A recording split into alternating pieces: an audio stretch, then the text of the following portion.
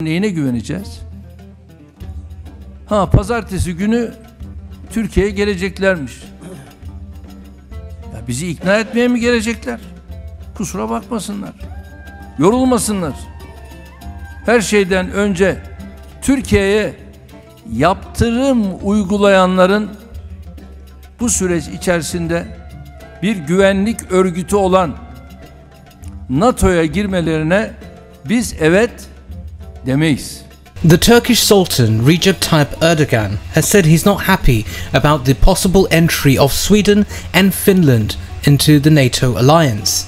According to Erdogan, this is due to the fact that members of the Kurdish Workers' Party, known as the PKK, recognized by Turkey as a terrorist organization, operate in these Scandinavian countries. At the same time, Erdogan said he's not happy with Greece being a part of NATO either, calling Turkey's consent to Greece into NATO a mistake. Turkish Foreign Minister Mevlut Cavusoglu held talks with Swedish Foreign Minister Ann Linde and Finnish Foreign Minister Pekka Haavisto on the sidelines of an informal meeting of NATO foreign members in Berlin. According to Turkish media, no agreement was reached.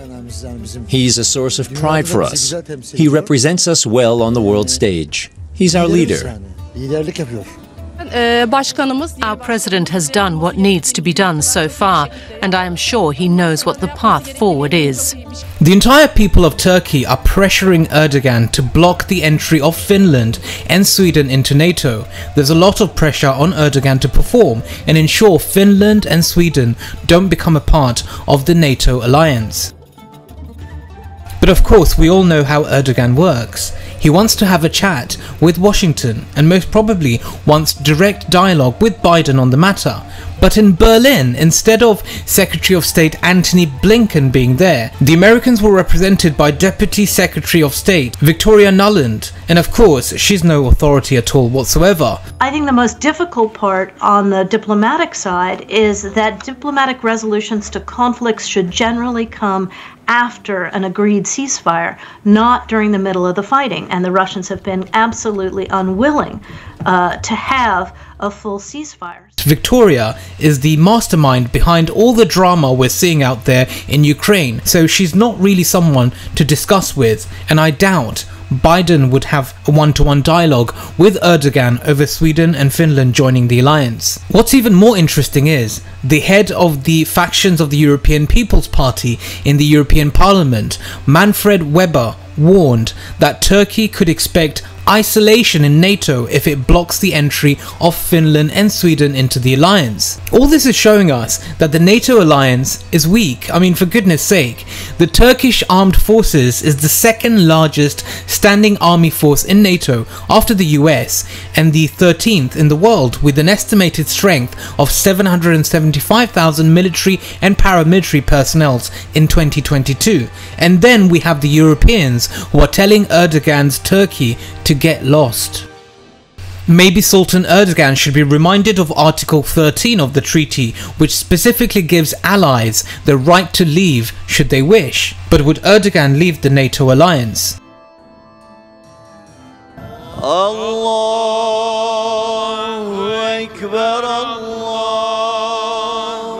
Ekber, La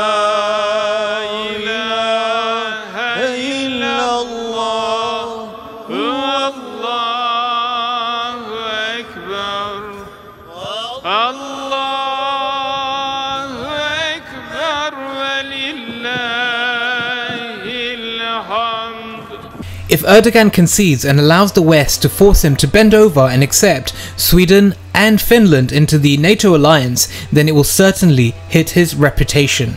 Not just on a domestic scale, but on an international scale too. But I think eventually Erdogan will be persuaded to approve the accession of Sweden and Finland to the alliance at the NATO summit at the end of June in Madrid. And I think in return, what could happen is Finland and Sweden will most probably undertake some sort of obligations to restrict their activities of Kurdish organizations on their territory. Whatever happens, let's be brutally honest, NATO is in crisis, and the entry of Finland and Sweden into the alliance would only make things worse, because sending new weapons to Ukraine does not contribute to a peaceful resolution of the situation. Sweden and Finland brushed off warnings from Russia that joining NATO would trigger serious military and political consequences. On Monday, Russian President Vladimir Putin said he has no issues with Finland and Sweden, but warned Moscow would react to the expansion of military infrastructure on their territory. Since the Second World War, Finland maintained a policy of neutrality in relation to Russia, with which it shares a 830-mile border. Its neighbour Sweden, which shares a maritime border with Russia, has also traditionally kept a neutral stance. Both countries for decades considered that joining NATO would represent an unnecessary provocation of Russia. However, due to propaganda, public opinion in both countries have shifted massively in favour of membership since Russia decided to conduct its special military operations in Ukraine back in February. My friends, NATO isn't a force for peace and stability as some claim. It's been central to US imperial projects ever since it was set up in close collaboration with the British Labour government in the spring of 1949. Of course, the collective West will support Sweden and Finland into NATO because NATO needs more money, a wider remit, so it can pursue more wars and invasions.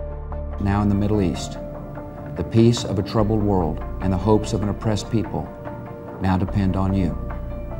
That trust is well placed. The enemies you confront will come to know your skill and bravery. The people you liberate will witness the honorable and decent spirit of the American military. NATO played a central role in the so-called War on Terror, where they create the problem of terror and then provide solutions. It took over the West's war in Afghanistan in the summer of 2003 and played a big role in supporting the invasion of Iraq.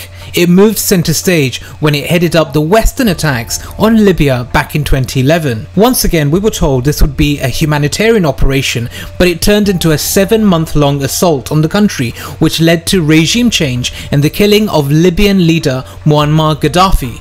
Libya was left devastated and dysfunctional. NATO should and will collapse, and may God put enmity between them all in this satanic Anglo-Saxon alliance. How will Russia respond if and when Sweden and Finland join the alliance? That's yet to be seen. So far, it's not looking very good for the planet. The hands of the doomsday clock remain at 100 seconds to midnight. However, we may be hitting midnight soon. When the board set the clock last year,